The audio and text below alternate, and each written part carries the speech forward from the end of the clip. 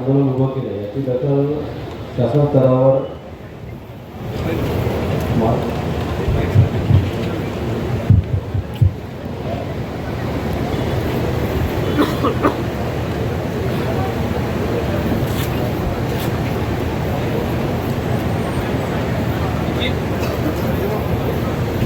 हो दादा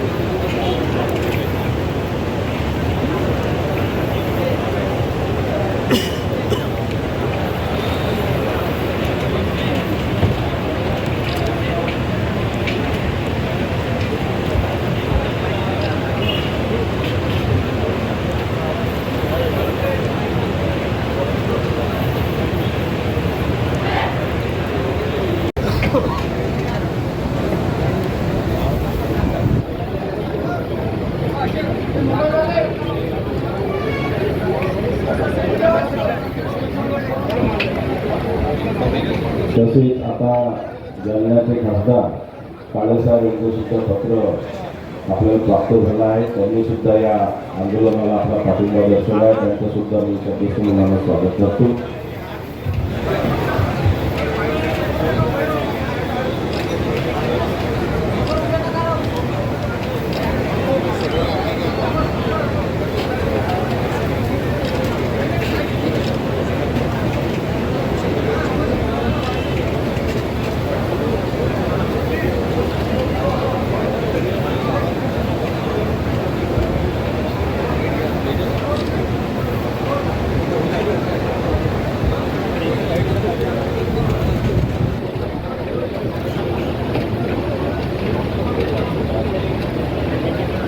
सामान्य रुग्णाची टीम बच्चूंची तपासणी करण्यासाठी आली आहे.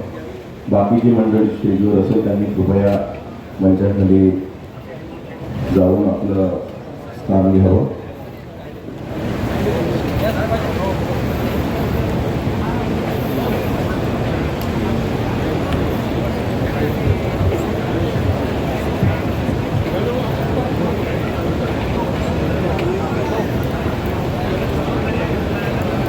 श्री बच्चूभाऊ कडू यांचं जे आंदोलन उपोषण जे सुरू आहे मोहझरी तालुका तिवसा येथे, त्या आंदोलनाचा 4था दिवस आहे. काल जिल्हाधिकारी म्हणून मी व आपले जिल्हा पोलीस अधीक्षक यांनी आंदोलनस्थळी भेट दिली आणि त्या ठिकाणी आम्ही पहिल्या दिवसापासूनच प्रकृतीची त्या चौकशी ही करत आहोत, त्यावर लक्ष ठेवून आहोत. आणि काल आमच्या विनंतीला मान देऊन श्री बच्चूभाऊ कडू यांनी आमच्यासमोरच मेडिकेशन घ्यायला म्हणजे गोळ्या घेण्यास त्या ठिकाणी आम्हाला सहमती दाखवली आणि सर्वांसमोर गोळ्या ह्या त्यांनी घेतल्या आणि त्यांच्या प्रकृतीची आपण त्या ठिकाणी अतिशय काटेकोरपणे लक्ष ठेवून आहोत. याचा एक भाग म्हणून आज आपण जिल्हा स्तरावरून सुद्धा एक 3 तज्ज्ञ डॉक्टरांचं पथक, ज्यामध्ये जिल्हा शल्य चिकित्सक यांच्याकडील 2 डॉक्टर व जी सुपर स्पेशालिटी गव्हर्नमेंट हॉस्पिटल आहे यांच्यातील 1 डॉक्टर, असे 3 डॉक्टरांचं पथक हे जिल्हा स्तरावरूनही आपण सर्व बच्चू कडू यांचं जे तब्येत तसेच सोबत जे 50 आपले आंदोलन करते आहेत त्या सर्वांची तब्येतीच्या मॉनिटरिंगसाठी जिल्हा स्तरावरून सुद्धा पथक आपण त्या ठिकाणी रवानगी केलेली आहे.